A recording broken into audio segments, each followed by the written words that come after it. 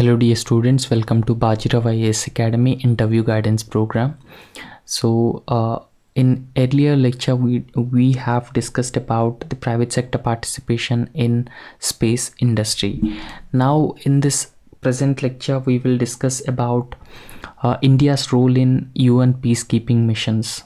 Right, so now before actually discussing about India's role in UN peacekeeping missions, we have to understand what is UN peacekeeping. So we have to understand in an in-depth manner that what exactly is the United Nations peacekeeping mission and what is its actual contribution, what is India's actual contribution in UN peacekeeping operations. Now why it is called that India's contribution to the United Nations peacekeeping force is unique.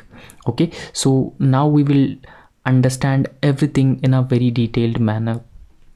Now what is peacekeeping? Okay, so UN Charter. So earlier also we have discussed about UN Charter. Now the UN Charter gives the Security Council, right? So there's a Security Council. Okay, so this is highest body of the United Nations. The Security Council consists of P5.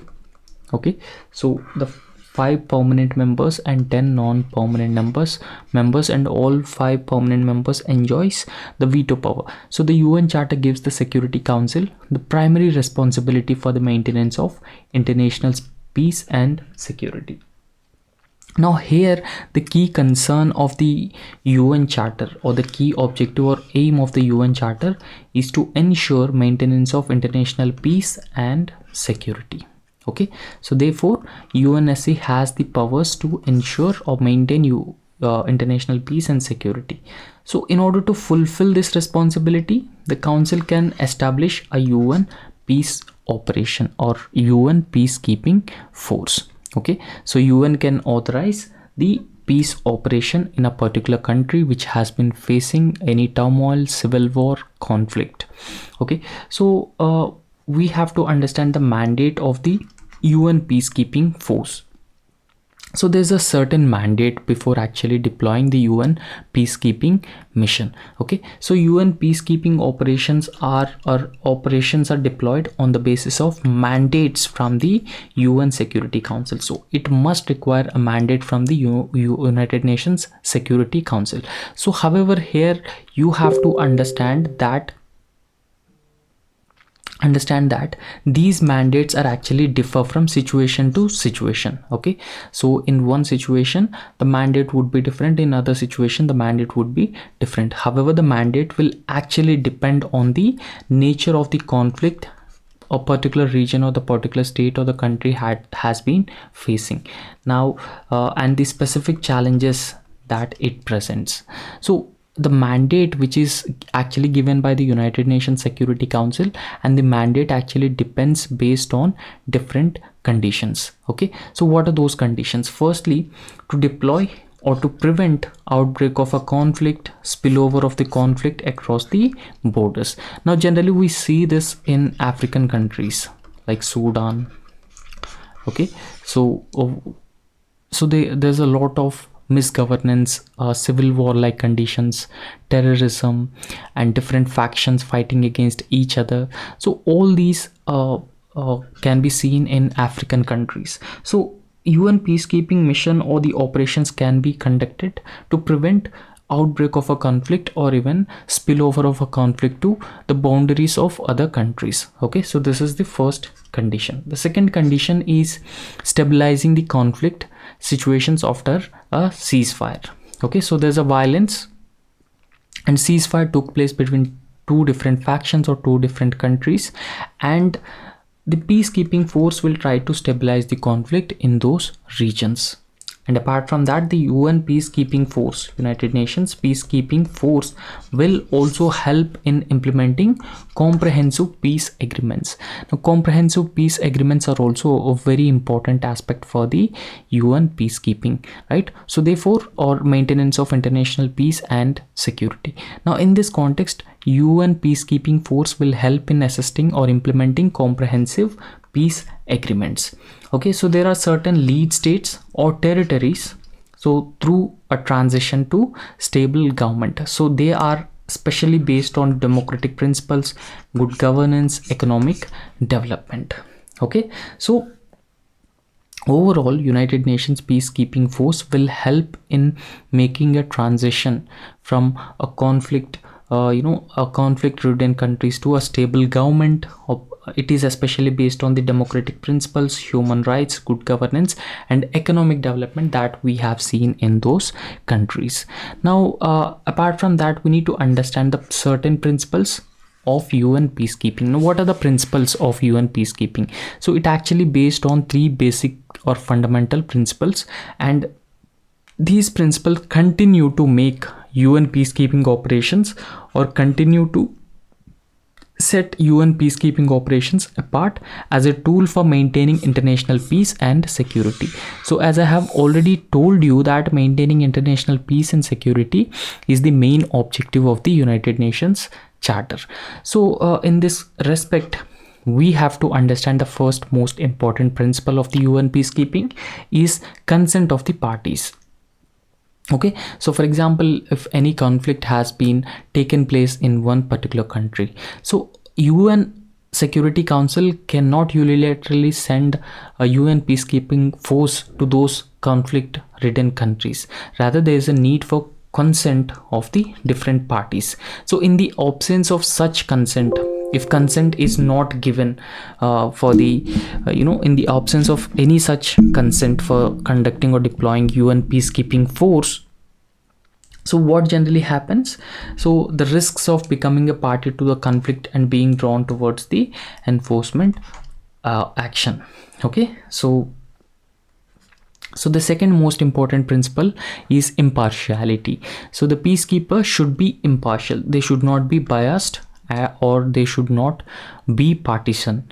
Okay, so rather peacekeepers should be impartial in their dealings with the different parties within the conflict. So however, they must adhere to the democratic principles, and human rights have to be respected after the deployment, etc. So but they should not be neutral in the execution of their mandate. Okay, so in the execution of their mandate, their orders, they should not be neutral. So apart from that, they should not use force except in self-defense. So they can only use force only in self-defense and defense of the mandate. So what is the mandate? So the mandate that we have earlier discussed about this. Okay, so however, this is a little vague in use of violence in self-defense and only against defense of the mandate is vague. So that gives certain power to the UN peacekeeping force to use violence. Okay, so or use force. Now we need to talk about the success of UN peacekeeping operations or UN peacekeeping missions. So however, we can say that it is a mixed bag. So since 1948, UN has helped in ending different conflicts, and it also results in fostering reconciliation by conducting successful peacekeeping operations in number of countries. So they include Cambodia, El Salvador, Guatemala, Mozambique, Namibia, and Tajikistan. Okay, so in other instances, UN peacekeeping have been challenged. Okay, so in different countries, UN peacekeeping has actually been challenged. For instance, countries like Somalia, Rwanda, former Yugoslavia in early 1990s. So because of this reason, I have already told you that UN peacekeeping is actually a mixed bag. Okay, so mixed bag, so with both success and failures. So however, we can say that overall UN peacekeeping force have an impressive record of peacekeeping achievements, and that includes winning Nobel Prize in 1988. Okay, so UN peacekeeping force has also got the Nobel Prize in the year 1988.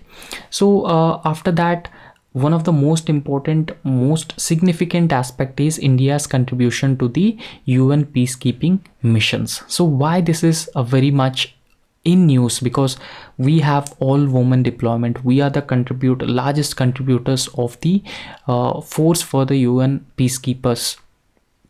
And apart from that, India's demand to get a seat at the high table called United Nations Security Council is also based on its overall contribution to the United Nations peacekeeping force and its strong commitment for maintaining international peace and security. Now, if you look at India's current contribution to the United Nations peacekeeping force, India is one of the largest troop contributing country or nation to the United Nations peacekeeping force.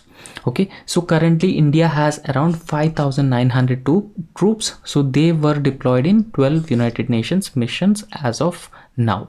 So India's contribution to the peacekeeping budget stands at 0.16%. So the Western countries who do not contribute in terms of peacekeeping force, however, their budgetary contributions are very high. Now here India is one of the largest troop contributing country, but India's overall budget stands at 0.16%.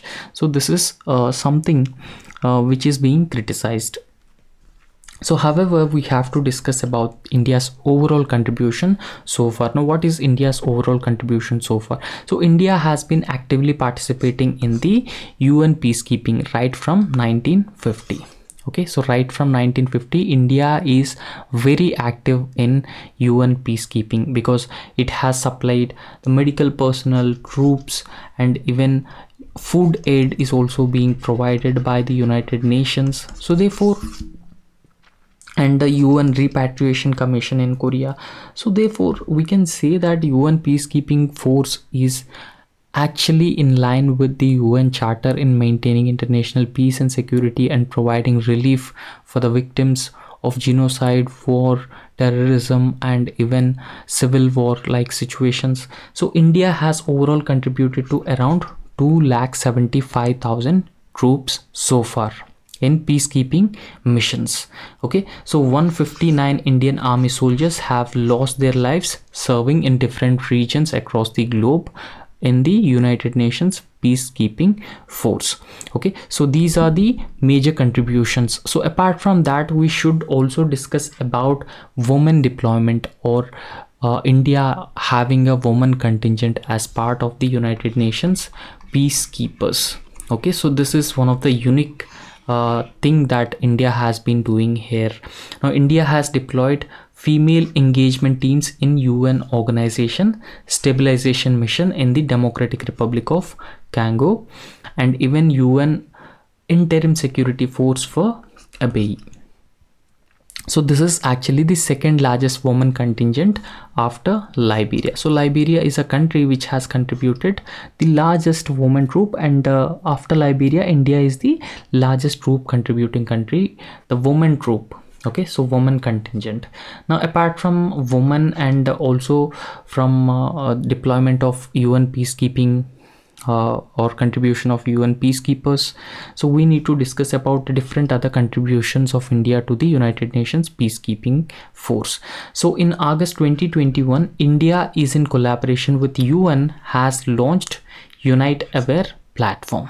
Okay, so what is the utility of this Unite Aware platform? So this platform actually ensures safety and security of the peacekeepers. So since they usually serve in conflict areas and situations in those regions like civil war, terrorism, genocide, so therefore safety and security of the United Nations peacekeepers is very important.